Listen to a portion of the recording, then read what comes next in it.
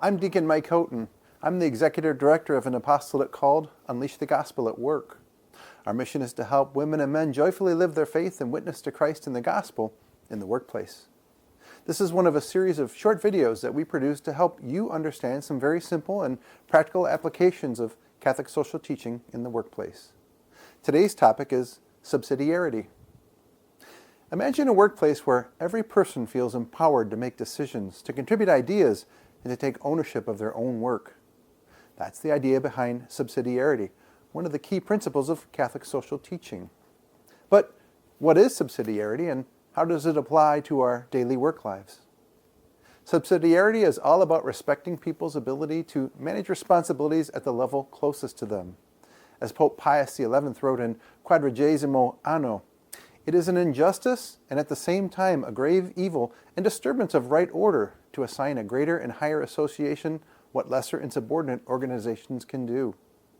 To put it more simply, don't micromanage when people can handle things themselves. Here are 5 simple ways that you can employ subsidiarity in your workplace. Number 1, let the people closest to the problem solve the problem. Ever had a manager swoop in and take over a task that you were perfectly capable of handling? That's what subsidiarity wants to avoid. The people closest to a situation usually have the best insights. Pope Francis puts it beautifully in Evangelii Gaudium. The principle of subsidiarity respects personal freedom by allowing the individual to develop as a person and not be hindered by excessive control. In the workplace, this means letting employees take the lead where they have expertise, which drives innovation and ownership. Number 2, equip your employees with the tools that they need. Subsidiarity doesn't mean leaving people to figure everything out on their own. It's also about providing support and resources so that they can succeed. This means offering training, mentorship, or new tools to help a team grow.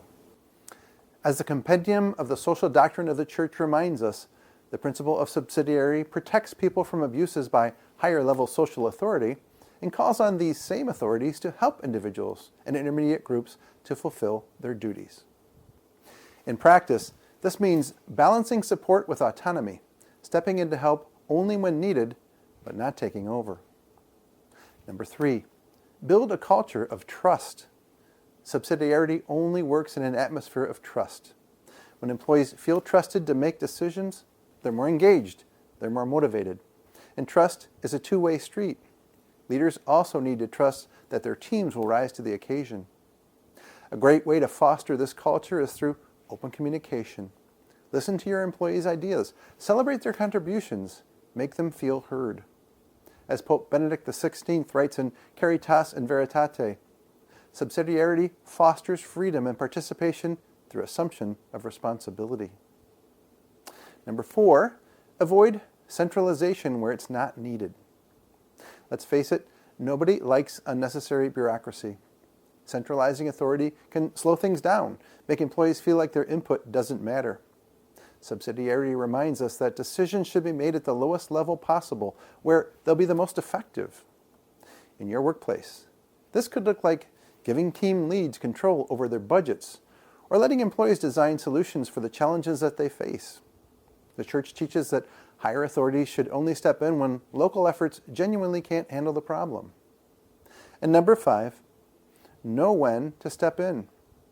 While subsidiarity promotes autonomy, it also recognizes that higher levels of leadership sometimes do need to intervene. The key is to step in only when absolutely necessary, and always in a way that empowers rather than undermines those who are being helped.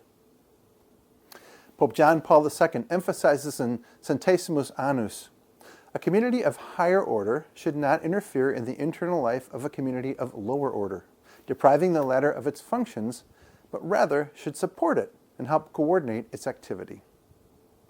Subsidiarity isn't just a management tool. It cuts to the heart of what we believe as disciples of the Lord. We're called to respect human dignity. It recognizes that every person has unique gifts to offer, and every person should have the freedom to contribute meaningfully to the common good. Workplaces that embrace subsidiarity can see happier employees, faster decision-making, and more creative problem-solving. These aren't just nice perks. They're signs of a workplace where people truly matter. Allow me to offer a practical example from my own experience. I've worked in 4 automotive assembly plants, and a lot of my time was spent in industrial engineering. We used to write up the jobs for the fine men and women on the assembly line. We would tell them what to do, in what order to do it, and how to get good quality along the way. But there were lots of problems with this process. The line workers didn't like being micromanaged, and they often had much better ideas than we did because they did that job 60 times an hour, day after day. But thanks be to God, we eventually embraced the idea of small teams. This was a different way of setting up jobs. We would ask a team of 6 to 8 people to design their own jobs the way that they wanted to do them. They had parameters about what work they needed to get done and what quality checks they needed to perform, but they designed the jobs themselves. The result was happier line workers, better quality, even better productivity. This was nothing more than using the principle of subsidiarity right there on the chassis line, or in the body shop, or in final assembly. Nobody called it subsidiarity, but I saw it clear as day. In the end, subsidiarity is about doing work together in a way that honors each person's potential and contributions. By trusting and empowering those around us, we create workplaces that are not only efficient, but also deeply human. So, whether you're an associate, a leader, a CEO, or a business owner, remember, the best leaders don't do everything themselves. They empower their employees through subsidiarity. Thanks for watching. To learn more about Unleash the Gospel at Work, visit our website, which is utgatwork.org. Click the Join button for access to all of our resources and to receive our monthly newsletter. Now go in peace, glorifying the Lord by your life.